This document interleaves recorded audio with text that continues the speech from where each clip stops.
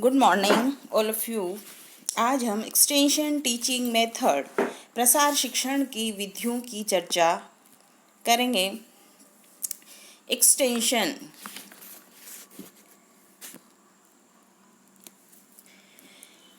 an extra period of time or work that you are allowed for something। विशेष प्रयोजन से समय या कार्य में वृद्धि ही प्रसार है। Extension an act or instant of extending, lengthening, stretching out or enlarging the scope of something। Teaching is the work that a teacher does in helping students to learn। Teaching is the concentrated sharing of knowledge and experience, which is usually organized within a discipline and more generally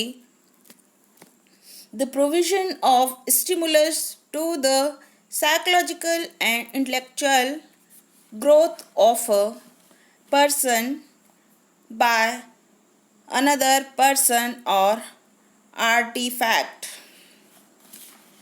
Now, extension teaching methods. Extension teaching methods may be defined as the devices used to create situation in which communication can take place between the teacher and the learner or extension worker and rural people।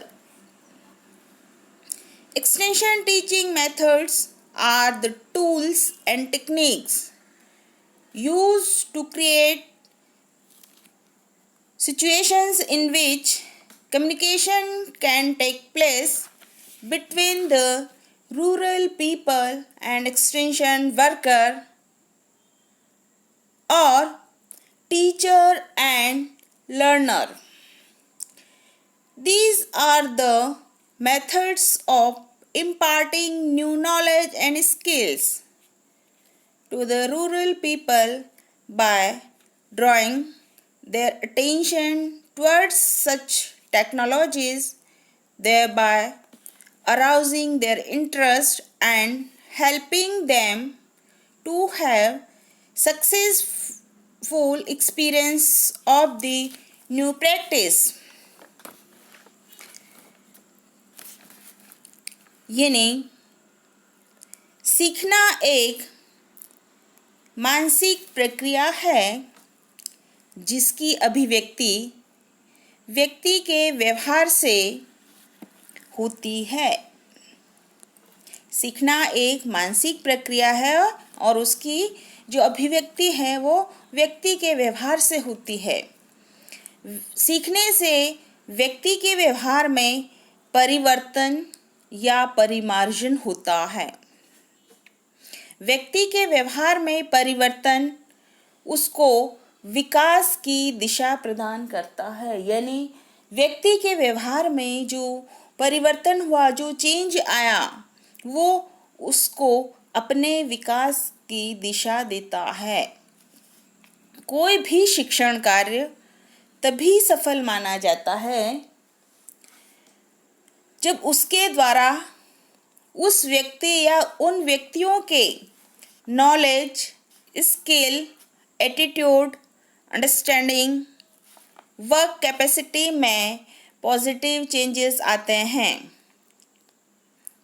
आई बात समझ में आप लोग को कि कोई भी learning हो, किसी भी प्रकार की टीचिंग हो, वो तभी सफल मानी जाती है जब जिन लोगों को, जिन बच्चों को, जिन छात्राओं को या छात्रों को वो दी जाती हैं उनके नॉलेज में चेंज आना चाहिए, उनकी कौशल में परिवर्तन आना चाहिए, उनकी अभिवृत्ति है उसमें चेंज होना चाहिए, उनकी जो समझ है, उनकी जो अंडरस्टैंडिंग है उसमें परिवर्तन आना चाहिए, और साथ ही उनकी जो कार्य दक्षता है उसमें कैसा परिवर्तन आना चाहिए, सकारात्मक परिवर्तन आना चाहिए, प्रगति की ओर परिवर्तन आना चाहिए। तभी जो है वो टीचिंग या लर्निंग जो है वो सफल मानी जाती है। सीखना प्रक्रिया में मानव के समस्त सेंसरी ऑर्गन इन्वॉल्व होते हैं, जैसे eye, ear, nose, tongue and skin. ये सारे सेंसरी ऑर्गन एक्टिवली इन्वॉल्व होते हैं। सेंसरी ऑर्गन्स के द्वारा प्राप्त ज्ञान मनुष्य के नॉलेज लेवल को बढ़ाता है। इन सेंसरी ऑर्गन्स के द्वारा जो नॉलेज उस मनुष्य को, उस व्यक्ति को प्राप्त होता है, उससे उसके नॉलेज का जो लेवल है वो बढ़ता है।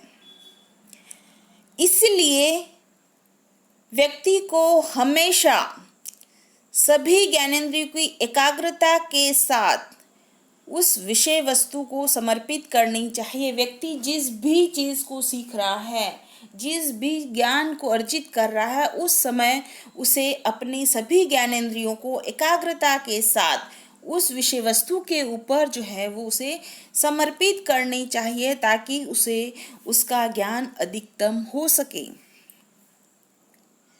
प्रसिद्ध शिक्षा शास्त्री दहमा के अनुसार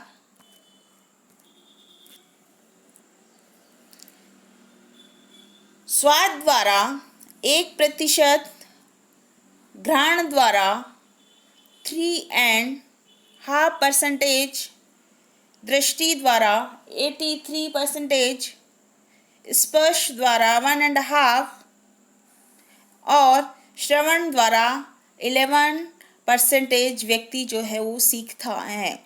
यानी इन सब में सबसे ज़्यादा व्यक्ति जो है वो किसी चीज़ को, किसी वस्तु को देखकर सर्वाधिक सीखता है। वो कितना सीखता है? 83% जो है वो व्यक्ति ज्ञान जो है वो देखकर सीखता है। इसी प्रकार दहमा के अनुसार सीखने वाले की प्रतिधारण क्षमता जो है, एबिलिटी टू रिटेन क्षमता जो है, वो इस प्रकार होती है। पढ़कर व्यक्ति 10% उसको, उस बात को रिटेन कर सकता है, देखकर 30% रिटेन कर सकता है, परस्पर वार्तालाप द्वारा, डिस्कशन के द्वारा 70% जो है वो उस बात को, उस ज्ञान को रिटेन कर सकता है, और सुनकर 20% जो है वो रिटेन कर सकता है। देखकर और सुनकर, इसमें देखना भी शामिल है और सुनना भी शामिल है, तो देखकर और सुनकर जो है वो 30% रिटेन कर सकता है। और अंतिम जो है वो कार्य संपादन के साथ साथ वार्तालाप द्वारा, मतलब कार्य भी व्यक्ति कर रहा है और उस कार्य के साथ में उसकी जो एक्टिविटी है, उसकी जो विधि है, उसका जो प्रोसीजर है, उसको डिस्कस करते हुए उस कार्य को कर रहा है, तो इसके द्वारा जो है उसकी रिटेंशन जो होगी वो कितनी होगी? 90%। मतलब सर्वाधिक रिटेंशन जो है वो कार्य करने के साथ अगर उस चीज़ को डिस्कस किया जाए तो सर्वाधिक वो बात जो है वो उस बालक को, उस व्यक्ति को याद रहती है। इस प्रकार लर्निंग प्रोसेस में सभी ज्ञानेंद्रियां सक्रिय रूप से भाग लेती हैं, लेकिन दृष्टि का प्रभाव सर्वाधिक होता है। वो कितना होता है? 83% होता है। और इसी प्रकार सीखने वाले की जब 2 या 2 से अधिक संवेदन अंग सक्रिय होते हैं, सीखने वाले के जब 2 या 2 से अधिक अंग जो हैं वो सक्रिय होते हैं, तो उसकी प्रतिधारण क्षमता, एबिलिटी टू रिटेन, अधिक होती है। जैसे कार्य संपादन करते हुए वार्तालाप करने से मनुष्य जो सीखता है उसकी प्रतिधारण क्षमता जो है वो अधिक होती है। कितनी होती है? 90% तक होती है ना।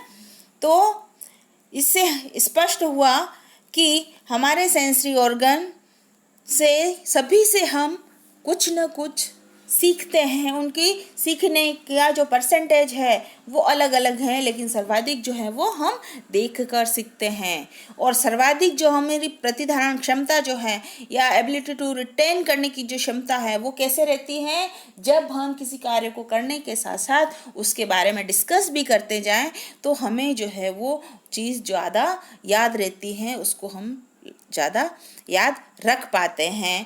Thank you very much.